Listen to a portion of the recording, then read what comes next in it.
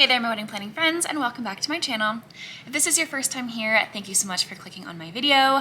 I'm Emily Summer. I'm a wedding planner based in Montana, and I make weekly videos on wedding planning tips and advice. So with the new year and new wedding season upon us, we are going to be talking more today about wedding trends. And I did a video all about the wedding trends that we're expecting to see for 2025. So if you haven't seen that yet, I will link that above to check that out. But today we are talking about not what trends we're going to see this year, but trends that are out for wedding season 2025.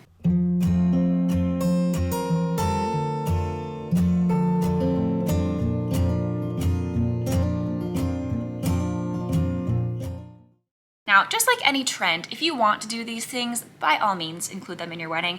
This is just projections on trends that we're seeing, things changing and evolving over the years, and kind of what we're expecting to see be in and out for wedding season this year in 2025.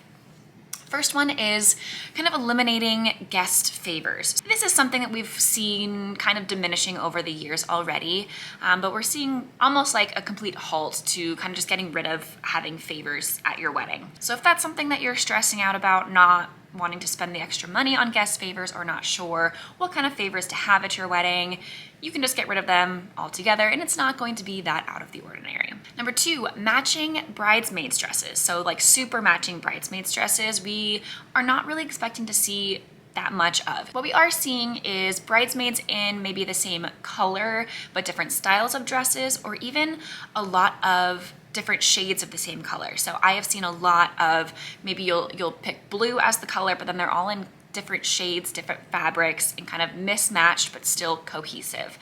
We're also seeing a lot more of different bridesmaids in different colors, including different patterns, florals, and really getting a lot more creative and bold and exciting with your wedding party bridesmaid dress colors. So a lot less of the matchy-matchy, everyone in the exact same dress and color, and more incorporation of a cohesive but different look. Number three is large guest lists. So a lot of weddings that are like 100 people or less, less of that 300, 200 guest weddings, and not feeling like you have to invite every single person that you and your family knows, and being a little bit more intimate with your guest list. Number four, muted colors or monochromatic color schemes. Again, if this is your style, totally stick to it, but for a while we were seeing a lot of more monochromatic color schemes or very muted earth tones or pastels, very light colors for wedding color palettes. And moving into the next couple of years, we are expecting to see a lot more color incorporated. So whether that is just a pop of color or having a full color palette that is full of color that you are incorporating throughout your wedding,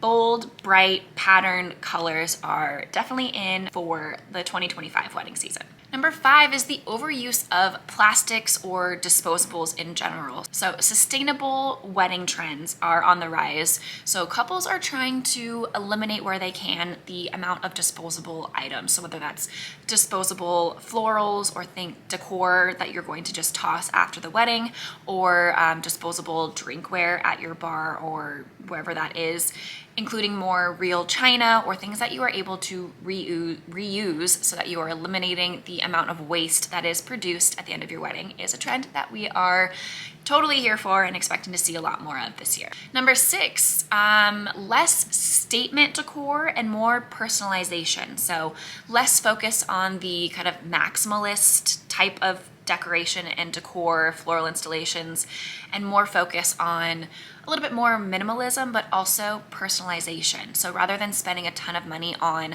some big extravagant seating chart or floral wall, just for the sake of having that, couples are spending more time and money on personalization and weaving details that has to do with them as a couple, them as individuals throughout their wedding. Number seven, we are seeing a lot less of the rustic, overly rustic and boho themes.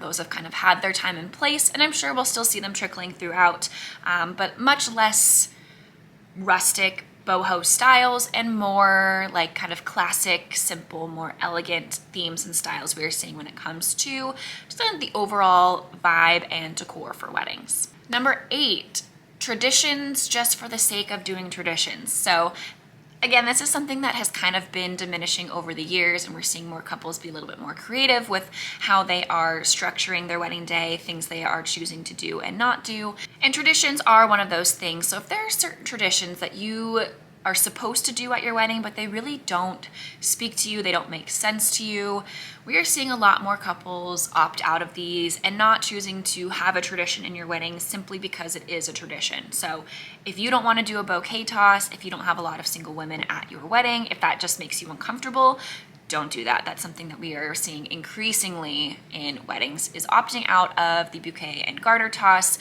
This is a tradition for whatever reason for however many years. And if that's not something you want to do just because it's a tradition, don't feel the need to do that.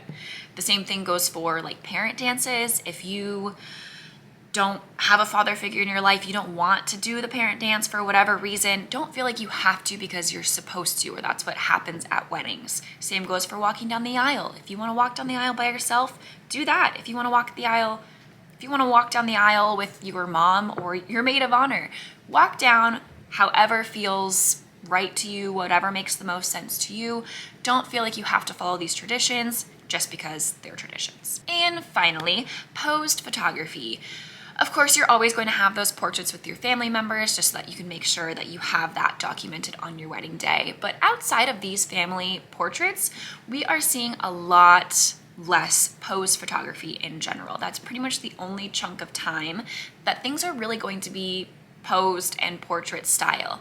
Huge rise in this candid kind of documentary, the blurry photos, and a lot more incorporation of film as well. So a big trend following kind of the nostalgia and just feeling emotion in wedding photography, and a lot less of the posed photographs, a lot less of the time that you are taken away taking pictures, and creating more experiences when it comes to getting these photographs rather than having to step away for an hour while you and your partner are getting these posed pictures taken.